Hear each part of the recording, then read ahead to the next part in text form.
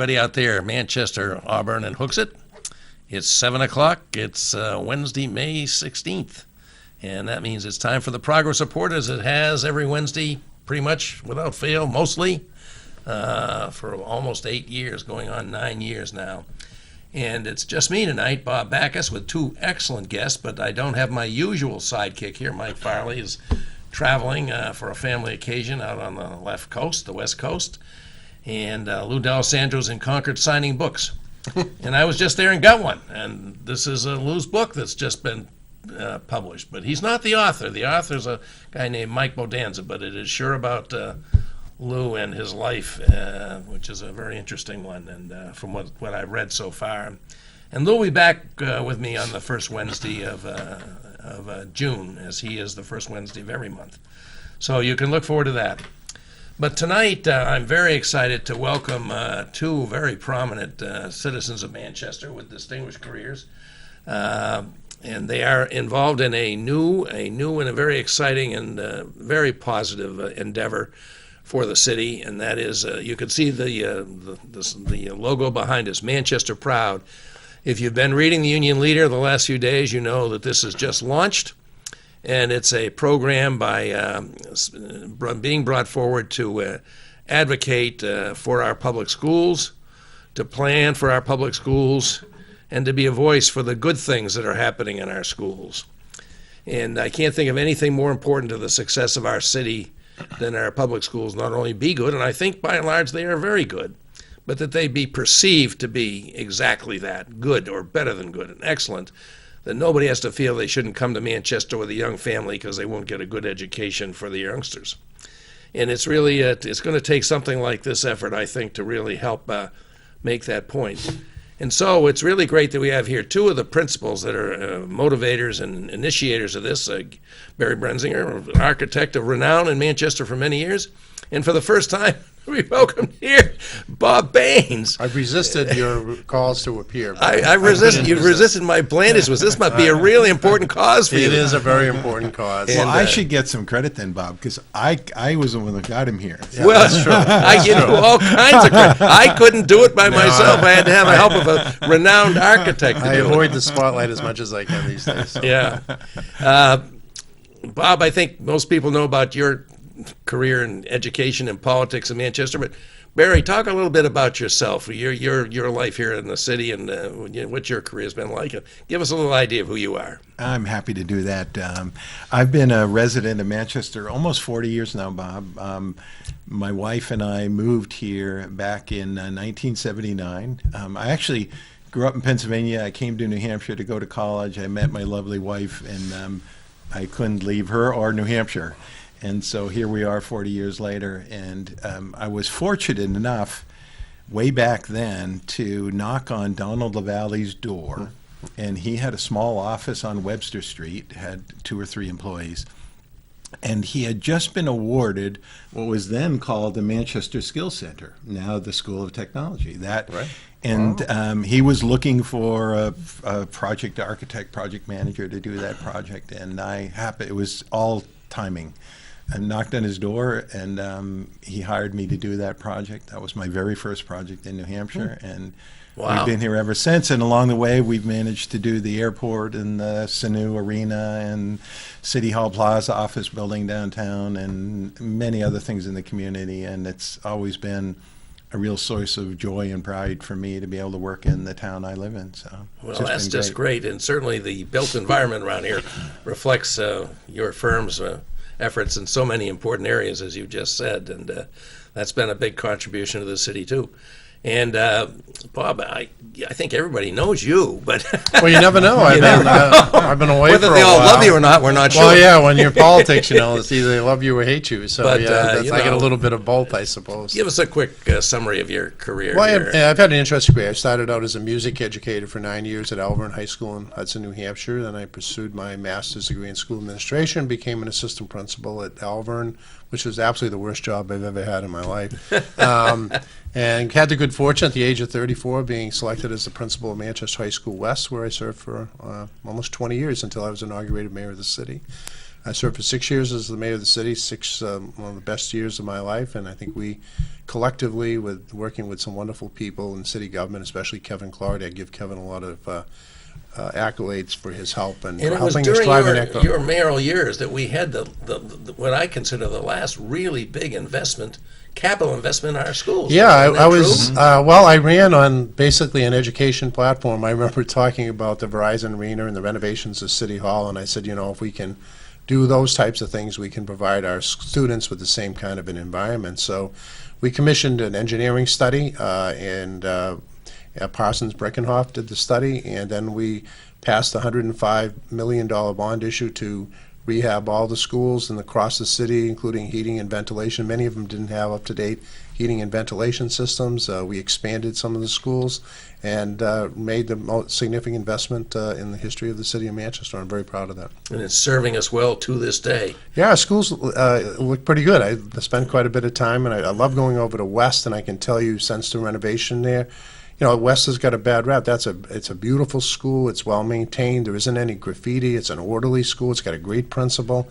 And part of our process, when Arthur Sullivan got interest, we toured all the Manchester schools. They're very impressive schools. So Yeah. we should be very proud of them, like you said at the beginning. Yeah, I think we absolutely should. They've done an outstanding job of graduating many, many years worth of students through the ranks, including my two and And my three kids. and yours, yeah, and probably exactly. yours too, Barry. So yeah, and our students get accepted to some of the most prestigious colleges and university in the entire country, and that still happens. We have national merit scholars, presidential scholars, kids that are young people that go on to establish wonderful careers in their lives, and we sometimes lose sight of that this is a launching pad for some greatness that comes out of our city. And our schools continue to win awards. We've had one of our schools get the best, was it the Elementary School of the Year award? Parker Varney, Parker which Varney, was an and- interesting school because it was one of the low-performing schools in our district, in our state, and Amy Allen, who's now the Assistant Superintendent for Elementary and Innovation. I love that title because we need to innovate in our schools. She turned that school around in a very short period of time, and it was recognized as a School of Excellence statewide just a couple of years ago, and they've had a Teacher of the Year out of that school. Yep. Northwest Elementary has had a Principal Principal of the Year. Arthur My Adamakis at district. Memorial was Principal of the Year. So we continue to get a lot of great recognition for great work being done in our schools. Yeah. So why Manchester Proud? How did this come about? What got it started?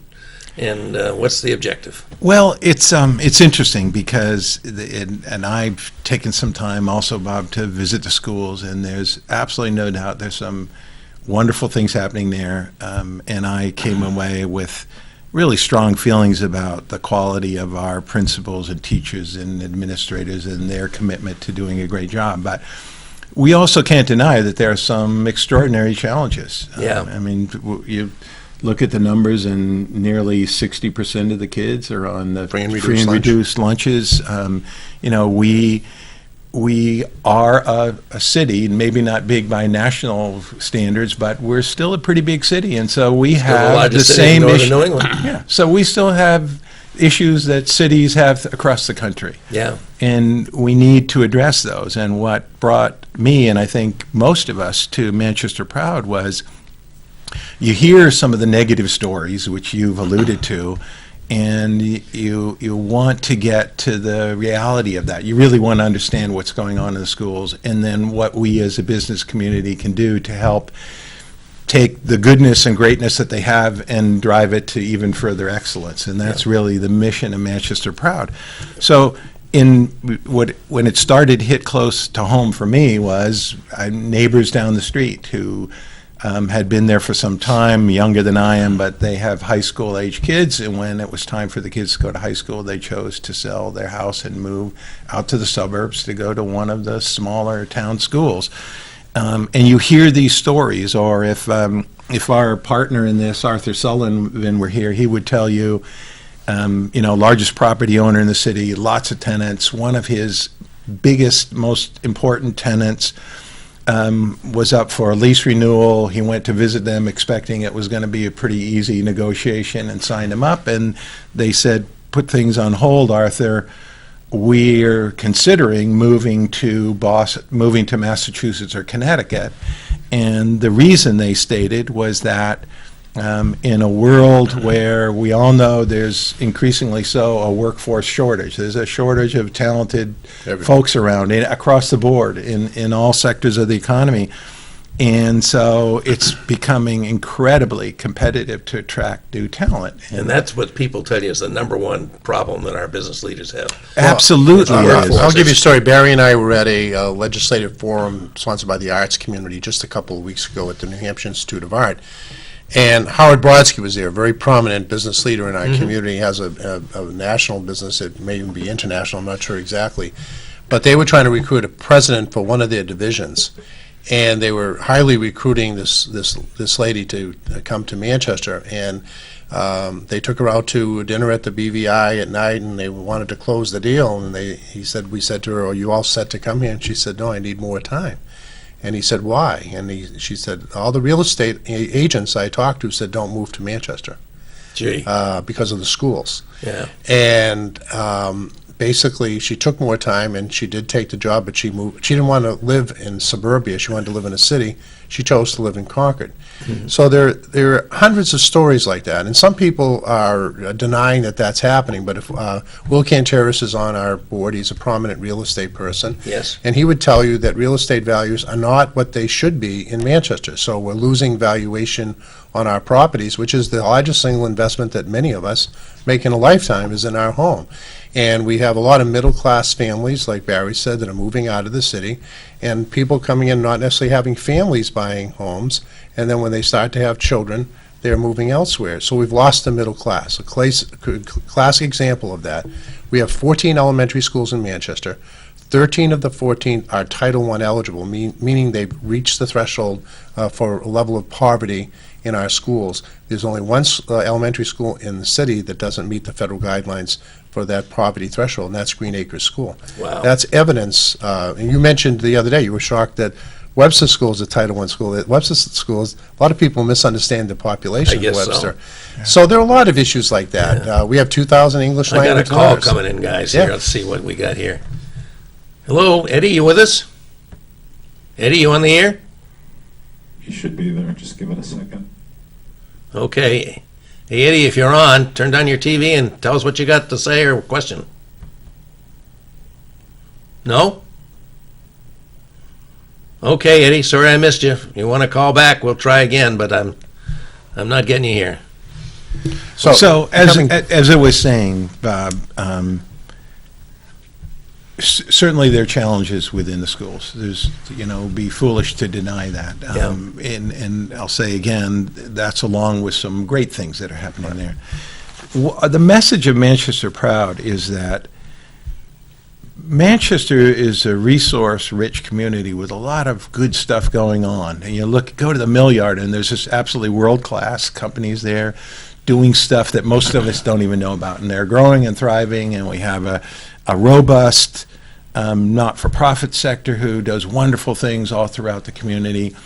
We need to bring these elements together in a focused way with a deliberate plan to drive us forward into the future. And our schools are critical to all of us. It's not just the 28% of our population that has kids in school. It's everyone. So if you think about the roles in the schools, as Bob said, it's about property values for the retirees whose biggest investment is their homes. We hear that story. It's about property values and taxes from the standpoint of if we don't have a robust business community that's growing and paying their fair share of our real estate taxes, either the pool shrinks or that falls back to the residential sector. Or if your concern is neighborhoods and crime, it's far better to have kids in school being educated to build solid careers and futures than it is to have a high dropout rate with kids wandering the streets and more subjected to substance abuse and all those things that we as a community talk about as great concerns. So regardless of what perspective you hold in this discussion, the schools, I think it's undeniable, are essential to the future success of our city. And that's what brought us together to say, let's take them to a new level of excellence. let's make Manchester School District a source of pride for the community and a resource that can attract new families, new talent, new growth, new robust economy, and all of those wonderful things for our community. And that's what we're trying to accomplish. Yeah, the bottom line, I used to say when I was mayor, you cannot have a great city, a truly great city, without a great public education system. And Manchester Proud is about going out and listening to the community. I'd like to talk a little bit about the process, and Barry can expand upon it. What we want to do is go into the community and listen to people. We already started, our group that we're working with, Reaching Higher in New Hampshire, has gone in Ward 12 already, knocking on doors and getting input from people about the school system. So that's the one that Bill Duncan's involved in, is that right? No, Bill's not associated with this group, hasn't been for some time. Okay. No. But anyway, there are going to be listening sessions in every ward in the city. They're going to be going into faith communities. They're going to go into businesses. They're going to talk to teachers, parents, students, and get the community voice saying, what do we want our schools to be? That's really, it's going to be Manchester's strategic plan, not our plan, not the school board's plan, although they'll have to adopt it. It's going to be a plan that comes from the voices of the city. You know, when I first had Dr. Vargas on here, when he was newly named the superintendent, he came from Rochester, which is a bigger town than Much bigger. Manchester.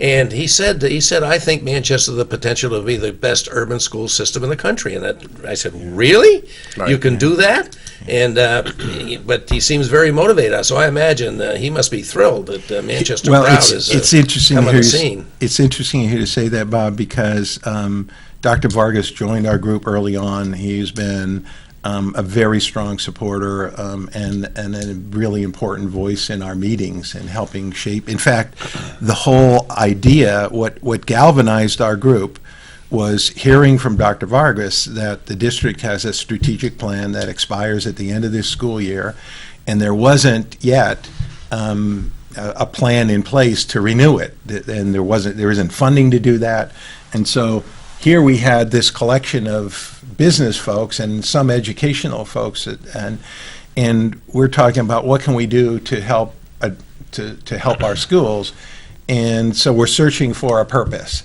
And he brought us that purpose when he said, we don't have this plan, and we said, well, suppose the business sector gets together. We as a business community get together, and we'll fully, privately pay for the plan, in exchange for which, and there are some conditions that we express to the school board, and we'll come back after the break and talk about these in more detail, but there are some elements. As Bob said, it has to be community engaging. This has to be a plan that starts at a grassroots level, and that's what distinguishes it from all other efforts. When we presented to the school board on Monday night, the proudest moment was when the credits rolled, and it was the who's who of not-for-profits and civic leaders and for-profit businesses signed up to endorse this process, and without exception, as we said during that meeting, every group we've spoken to has said,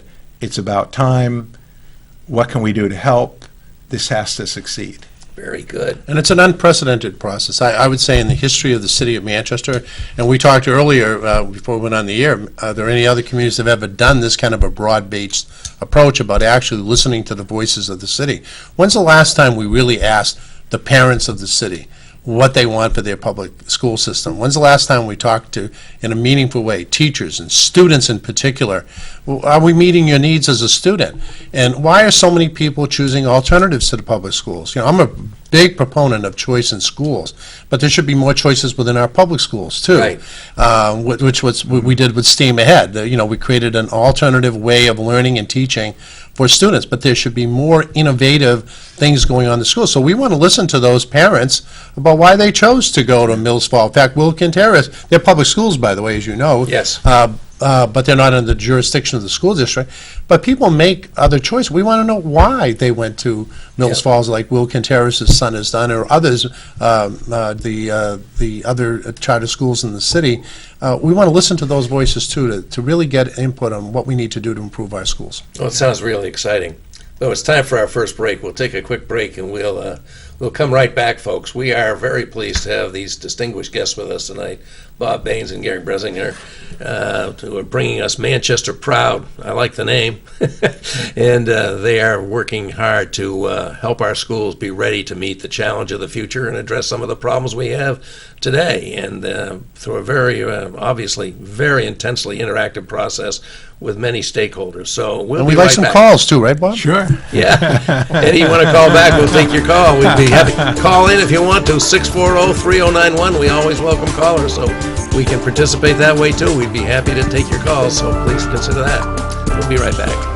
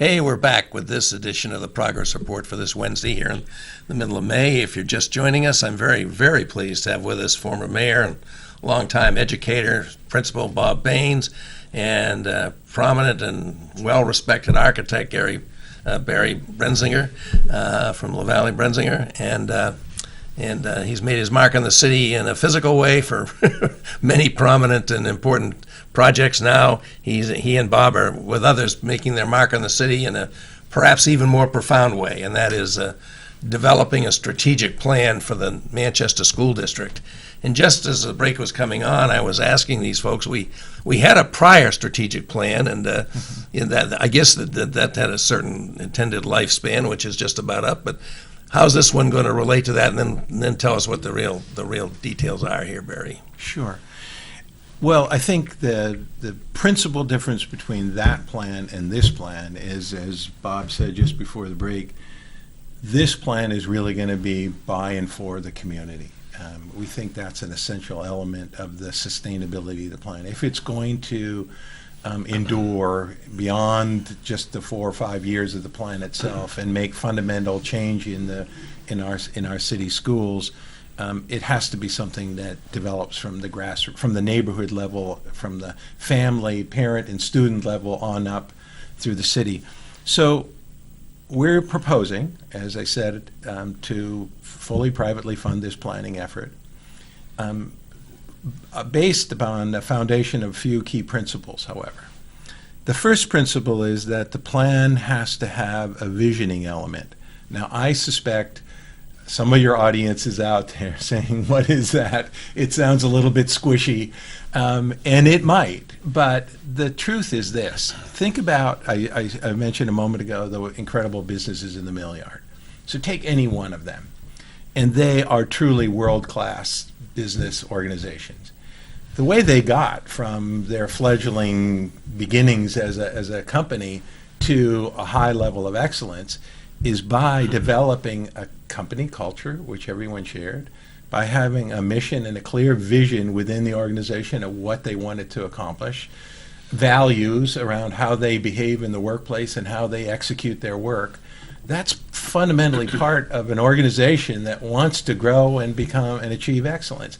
And yet we don't have anything like that as it relates to our public schools. I'd venture to guess that if any number of your audience called in, there'd be this wide diversity of views about what are the schools, do they really have a role in my life in this community, and all of those issues, and very little common understanding of what we value in our schools and what we aspire to as it relates to our schools. So visioning is a key piece. So what part of the product of this process will be a vision statement? Will absolutely be a vision statement that will be derived from a year-long collection of voices and points of view from members of our community, from all neighborhoods, all sectors. It's going to be a truly inclusive plan. So the next foundational element of our plan is the community engagement piece, which I've already mentioned several times now, but I want to give you some sense of the scope of that. And by defining the scope, I think your viewers will understand how important we believe this is. We, as Bob noted, began about 3 weeks ago with a pilot deep canvassing program in the neighborhood of the Northwest Elementary School.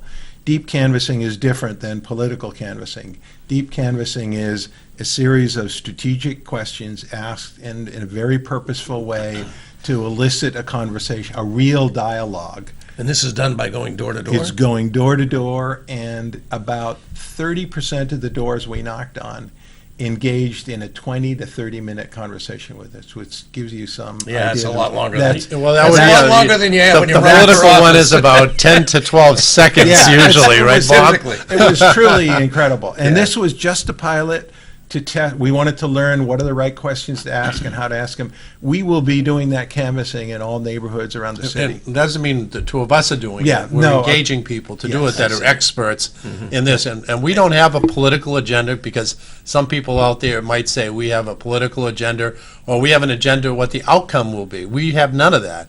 We want to see what the people of the city want to say about their school. So that's going to be a very long, deep process and a very meaningful process of engagement. In So that's addition to- that's the early part of this thing. Is this And in outreach. addition to the canvassing, and this, I want your viewers to hear this, there will literally, over the course of the next year, be several hundred focus groups, neighborhood meetings, kind of collections of neighborhoods, smaller community meetings, celebrations. We want to have every manner of means of gathering people for discussions around this issue, so that we really have a lot of participation. That's critically important to us. The next piece of the puzzle is that the plan has to have clearly defined goals that are measurable, and with someone either within the district or within the community assigned with responsibility to pursue, to champion them, to move them forward. So unlike many strategic plans, including the district's past plan, this plan, we expect, will be, the progress of it will be monitored by the community. Manchester Proud will remain intact as representatives of the community and kind of keepers, if you will, of the vision, guardians of the plan, to work in partnership with the district to move the plan forward until it's actually realized. I wonder if we can put up the next, some more things we can put up here to illustrate what you're talking about. It would be nice if we could have some of our supporters, the slide with some of the supporters. For example, Yeah, that one will be hard to do. be hard to because it's do. on a But I'll give you an video. example. Dean Kamen with the Army Project. Yeah. Just think about that. Manchester could be a center of creating new kidneys for people like us, Bob, and Barry too, or new livers or whatever it might be. All the research that's going into that in the old UNH Manchester building in the Mill Yard, it's attracting all kinds of allied industries and researchers Yeah. into our city. To think that we could be on the forefront of that totally new industry in Manchester. And one of the cautions that Dean has put out there, and he made a presentation at the University System Board that I sit on, is that will we have the workforce? Will we have people with the skills to come in and fill these jobs? He said that's the biggest danger for Manchester, is losing this wonderful opportunity. So we we've got can't to get the people we need to do it. yeah, and we Right. have to get students Right. that, look at a focus on, science, technology, engineering, and mathematics. I attended an open house at McLaughlin Middle School. I was on a panel with Amy Allen, the assistant superintendent. the room was packed with people looking at the STEAM program that we have at West and McLaughlin Middle School, because people are looking for something different for their kids to really actively engage them. So we want to get that kind of input. I'd be really interested in what the students actually say about their educational experience. So it's going to be a very inclusive and very thorough process. Yeah, I think the prospects for this city are just so bright. It's incredible. We can't let it be held back by the perception that we don't have. No, and a lot of it, and I want to make it clear, I spent 20 years as a principal in this city. I've been involved in education for a long time. Even in the 70s, I was on the school board. And I have 2 grandchildren going through Manchester Public Schools. I could not be more pleased with the education that these 2 young boys are getting in our public schools. But there's a perception out there that we need to get at. Why is some of these negative things that we hear about, like the Howard Brodsky story that I talked about, or Barry's indication of people moving off the street. Alderman O'Neill said at an aldermanic meeting recently, 3 people moved off his street. Those are real things that are happening. Yeah, real losses. And they're real losses, not that, again, the houses are being sold, but they're being sold not at the value they should be. And what's in it for older people like me? I'm going to be 72 in June. It's my house value. My house value is not what it should be right now, because when people go on various real estate searches for homes, you'll see actually ratings for schools in our various neighborhoods. And I urge people to take a look at that. It's not pretty, and it shouldn't be that way, because we have many great things going on in our schools. Indeed, we do. Bob, I want to come back to the last 2 points of the 5 elements I started to Sure. mention, and I'll be brief, but I think they're really important. All 5 of them we view as being critically important. The 4th point is that the planning process needs to engage other organizations existing within the community who are already doing incredible work and leverage those resources. So on the not-for-profit side, you've got wonderful organizations like the Girls and Boys Club and Families in Transition and the Y and NeighborWorks, and they're all doing stuff related to our kids in important ways.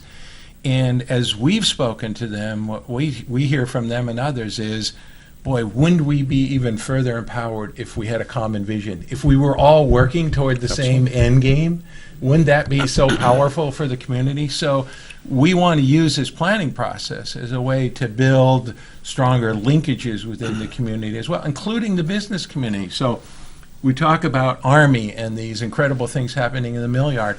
Why shouldn't we have and I want to give credit to many of those companies who are already doing things with the district, but why shouldn't we strengthen those ties to use that resource, the brains in those organizations, to build the best science and technology programs for our schools in the country? Why shouldn't we aspire to that? Yeah. So here's a question. I don't know where he is tonight, but we often have a caller in this program where we're talking about schools, and his complaint is that the problem is where they're under-resourced. They're underfunded, and to put and then it gets into the whole problem where you've got a tax cap in the city now and all of this.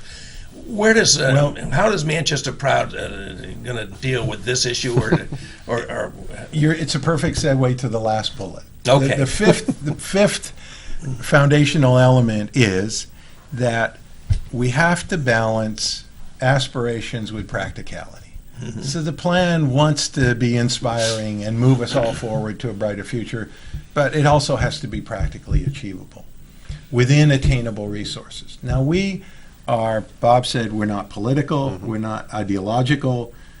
We are also not advocating that the school district currently spends too much or too little. What I would argue is that no one, as we sit here tonight, knows how much we should spend on our schools.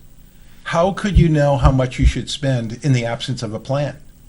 So until we take the community through a plan makes some sense. and Does make create sense. a legitimate plan for our future, and then we as a community can explore, well, how much does that cost? And where are what resources are available to accomplish that? We can make those determinations as a community, but let's do it having been informed by a plan. And what do the that's people what this think? is We don't really have all a about. position on tax cap or funding. There are statistics that people will point to. We have the lowest per pupil spending on education Yes, than any people other do cite community. that, yeah. And we have the lowest performing students on tests. But I would say there are a lot of people that say, well, the demographics of Manchester are unique to the state. I'm not willing to accept the fact that kids that have come to our schools with various issues, whether it's English language learning issues, whether they're disability issues, whether they're from families where English is a second language, whether they're living in poverty, all students can reach their full potential. So I would urge people in this community that use our demographics to say, well, that's why our test scores are low. I've been in education long enough that if you can get students aspirational in terms of their education, you provide education in a way that really turns them on to learning, and learning can be fun and it can be joyful and does not have to be boring and rote and memorizing. We can have all students rise up to reach their full individual potential. So a lot of people say the demographics that's why we're having those scores. I'm not willing to accept that as a citizen of this community, as a grandparent either. I couldn't agree more, and in fact, that very diversity is one of the greatest assets It is. of It's our community. wonderful. That's what I It's think. part of It the is. uniqueness of That's Manchester. what I think. It is And so if we wonderful. if we nourish that, and if we value that as a community, it can just take us so much farther. Well, I'll give you an example. I was with Mayor Craig over at McLaughlin Middle School. It has an outstanding STEAM program, as West does. And a young man came up to the mayor and started talking to him. I had met him before. He's from Iraq. Yeah. And he said to her, Mayor, do you think it's possible for me to go to Boston University? Yeah. This was a young middle school student from Iraq. Very nice young man, very polite, handsome kid. And he wanted to know that was in his possibilities as somebody coming as a refugee from a country. The answer is yes to that. And the mayor was going to put him in touch with somebody she knew that graduated from Boston University. We need to have high expectations for our students. We need to help every student succeed, and we need to embrace the diversity of our city because it's rich and it makes our experiences much better and much more advantageous as we go into this unique world that we have right now, Yeah. where we have to work with people in different cultures, different languages, and different upbringings. So, My own background, I grew up in Goffstown, as maybe Well, there you know, go. Bob. And when I went to Goffstown schools through my sophomore year, and Goffstown was pretty diverse in those days. Really? Oh, yeah. There was the village, and there was Penardville, and there was a little bit of Appalachia up in the mountains. I mean, and I just, that diversity was so wonderful. It's nothing like the diversity we got on the Manchester school now. The whole world is here. But that diversity is something I missed when I went to a private school. I mean, you Absolutely. had some scholarship students, but it was not the same. And so I greatly treasure my public school experience, even though I had the benefit of going to some very fine Well, private I schools. think, Bob, I was principal at West for 20 years. Bedford was part of our school system from 1922 until they reached a point where they had so many students they needed to build their own school. But I lived through so many defeats of proposals to build Bedford High School because the Bedford parents wanted their kids to have real-world experiences with students. Seth Meyer still talks about that. I remember when he went to the opening, he did a benefit for his mother at Bedford High School, and I went, and he made the comment, he says, it's nice you have this beautiful school in Bedford, but West High School built my character, And some of his greatest friends came from the west side of Manchester, people that grew up not as an affluent situation, not that Seth's parents were affluent, but Bedford is generally an upscale community. Absolutely. And Manchester's diverse. There's something magical about those students when they came together and we're with Manchester kids and Manchester brought up kids with all kinds of diverse backgrounds. It's we all helpful. learn at least as much from our fellow students as we do from our teachers, don't Don't we For ever? better or worse Absolutely. sometimes. And I remember one time a parent was looking at West, was moving to Bedford, and she said to my assistant principal, I don't want my kids going to school with students that live in those tenements. Yeah. And I was not part of the meeting, and I said, if I had been there, I said, some of the finest young people I've known in my entire life grew up in the tenements in Manchester and grew up in the neighborhood that I grew up in, South Manchester, that grew up in the Elmwood Gardens project and everything. Jim Adams, a longtime principal in Manchester, he grew up in those, what we called the project in those days. So Manchester is rich. We should celebrate it and not use it as an excuse Yeah. for low And I performance. hope Manchester Proud will make that point every We're chance it hoping. gets. We absolutely I'm sure will. you gentlemen will. Well, it's time for our final break, folks. And once again, I hope not everybody's out watching the Red Sox play or whatever's happening. And some people, I know a lot of people out there have called into the show when we talked about education. This is an excellent program for you to get some real information. And we're gonna cover some more interesting stuff when we come back for our final segment, which we'll do in just a few minutes. So join us if you want, and stay with us and watch us in any event. We'll be right back.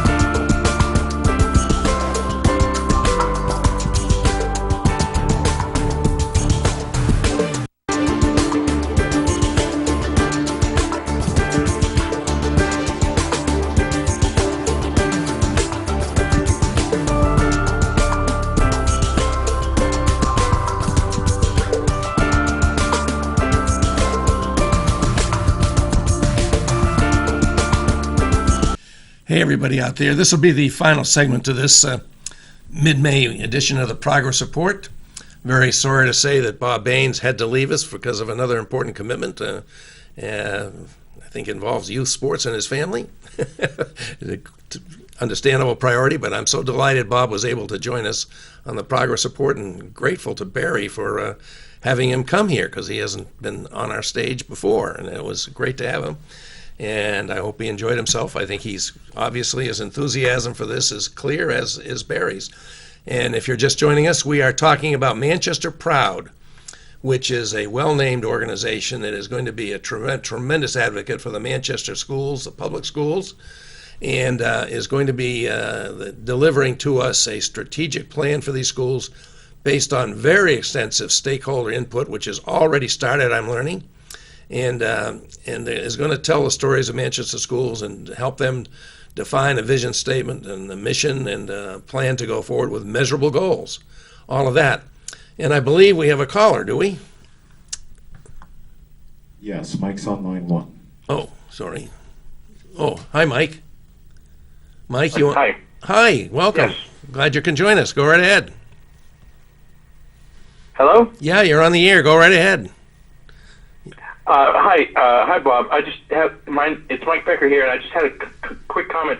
I love your show. It's really the most positive thing on Manchester TV, and this particular show is really great. Bob Baines and Barry, you guys are doing a great thing here. I just wanted to make a comment. Well, that's great, and we appreciate that very much. And thanks for calling, Mike. That was very nice of you. Yes, thank you, Mike. And I would say, Mike, that you are an example of how this is kind of spreading across the city, and we're getting a similar response from so many people. Emails every day, calls, how can we help? People want to get engaged in the process. So maybe I can talk for just a minute, Bob, about how we envision our organization. And it's important for the audience to understand that we are very much in the formative stages. So we started meeting as an ad hoc group 6 months or so ago. It was only about 6 or 8 weeks ago that we came upon this idea of creating a strategic plan and engaging businesses and others in the community in the process. And so this is all new to us, and we're now at the point where, having been endorsed by the school board to move forward, we need some real structure to make this happen, to implement this grand idea. And the way we're envisioning that is we will have a modest board of directors, principally for the purpose of having the legal authority to enter into contracts, because we're going to be engaging consultants to do portions of this work.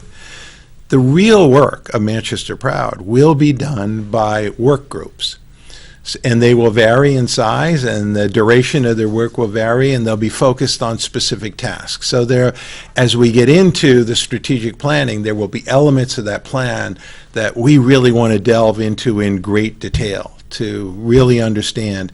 And we'll be looking to the community to populate those groups. So there'll be teachers and students and administrators and business leaders and other organizational leaders, and truly broad representation of the community in these groups, so that, as I said, the substance of the work of Manchester Proud is being done by the community itself and not by some board who's off doing its own thing. That's not what this is about. This is really more in the spirit of a community movement, and we're trying to be a catalyst to get this thing going, but we by no means want to direct it in any specific way. It really wants to learn and grow as the community goes through the process. But you will be providing a legal organization that can enter into contracts, because you're going to be hiring.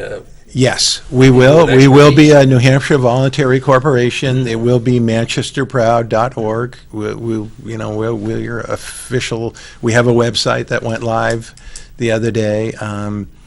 And so all of that will exist. I'm very grateful to some key early adopters.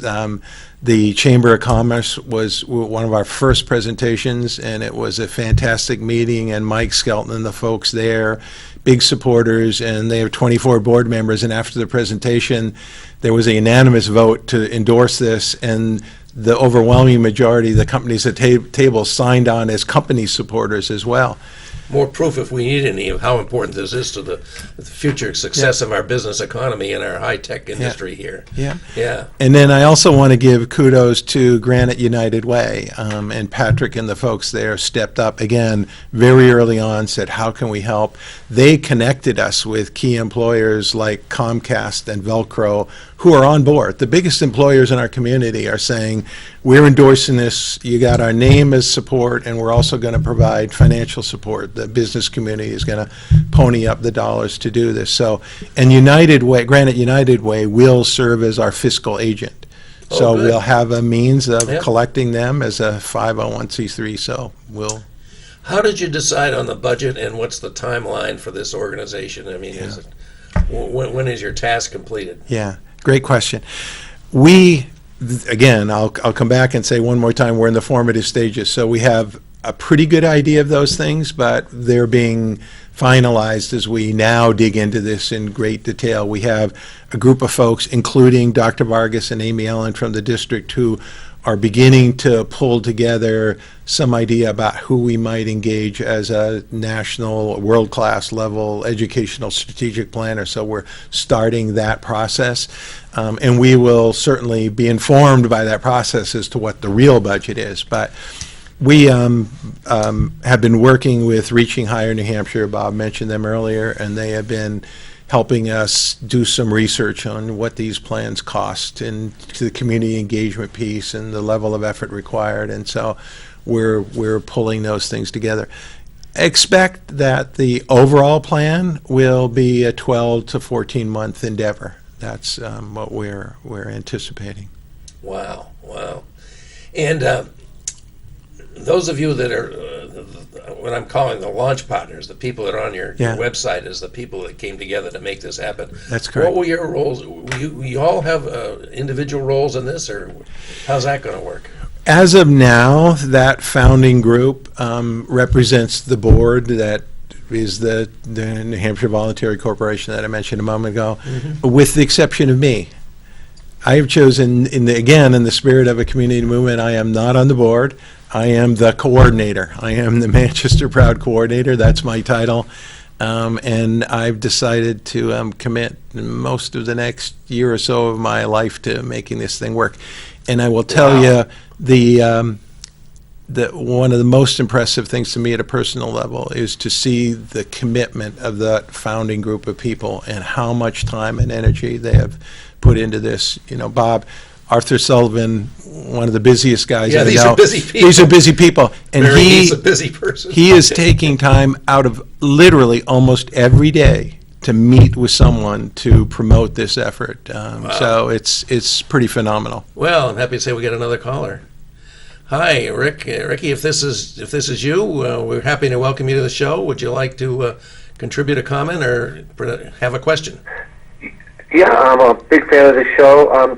You were speaking a while back about school diversity in Manchester and how that is a strength to the school, to the schools, and I do agree with that. I think that gives a student definitely a real world experience in Manchester schools. But the question is, how would you go about getting the test scores, unfortunately, that schools are graded on, up to any passable level? Because they're not at any passable level now.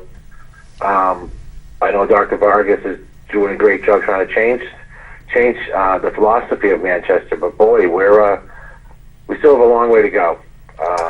And I just wanted to get your thoughts on how we can use that diversity as a positive, besides the cultural aspect that a student would get. But because right now, as you know, the test scores are down, and I'm a Manchester resident, and I'm concerned that we really got to get the schools back to a respectable term, respectable grade, I guess you would say. Yeah. Big fan of the show, and I just look forward to hear your comments. Okay. Thank you very much. Great question. Thank you for calling. Yeah, Bob Baines mentioned when he was here that unfortunately the test scores in Manchester are down, and he was not willing to accept that it was because of the diversity of our student population. But I do think our schools face some particular challenges in this city. But I'm interested in your answer to that too, Barry. Sure. I'll give you my perspective on that with a caveat that I am not an educator, and there are those that will be embedded in the Manchester Proud process who would be more capable of answering that from an educational perspective. But from my perspective as a businessman and from what I understand of our schools is that there's no question that there's some truth to that. There are incredible challenges in our school. But I think it's also true that if we as a community make a commitment to those kids and make a genuine investment, and I'm not talking specifically about dollars now, but invest of ourselves in those kids, that we can break that cycle. It doesn't have to be perpetuated indefinitely. It may take some time, a few years, for us to realize some real progress, but I think it's an effort that we need to commit to. I would also add that what I am learning as I get into this deeper and deeper is that there are examples from across the country of communities that have adopted models within their schools to expedite that process, to whether it's student coaches. You know, we have a City Year program in our community that does wonderful things to complement the school district. We're pretty close to the end here, so if you can finish this point, I want you to maybe speak to how people who want to be involved can help out, because it's well, I would just finish the point then by saying, Bob, that I'm confident, based on what I've learned so far, that there are examples of how you can address that particular population more effectively across the country. We need to learn from those other communities so we can bring that to Manchester, and we can indeed break that cycle, because every one of those kids is just as special and important as every other one of them is. Very good. So how do we get involved? Yeah. There are a number of ways. We have, as I said, we have a website. Folks can go to the website, manchesterproud.org, and download some contact information, and we are compiling a list of folks who want to support us and want to be engaged so that we can bring them into all those many neighborhood and other meetings that we talked about, or serve on a focus group. All of that remains to be done, and we need people to be engaged. We want to make the schools the topic of discussion in our community over the next year or so, and then hopefully well beyond that. Well, I think we're awfully fortunate in Manchester. We have people like you and Bob Baines and the others that have launched this effort. That's a tremendous endorsement of the. And for you to say you're going to give most of this next year of your life to this, that's a. Well, I'm semi-retired and I need another purpose in life. Well, so you picked a good one. And I want to thank both you and Bob Baines for coming in and talking to My me pleasure. and my viewers about that. And folks, thank you for watching. We'll be back next week with another edition of the Progress Report. Watch for our Facebook page to see what's going to be up. And we'll look forward to seeing you at that time. Take care. Bye.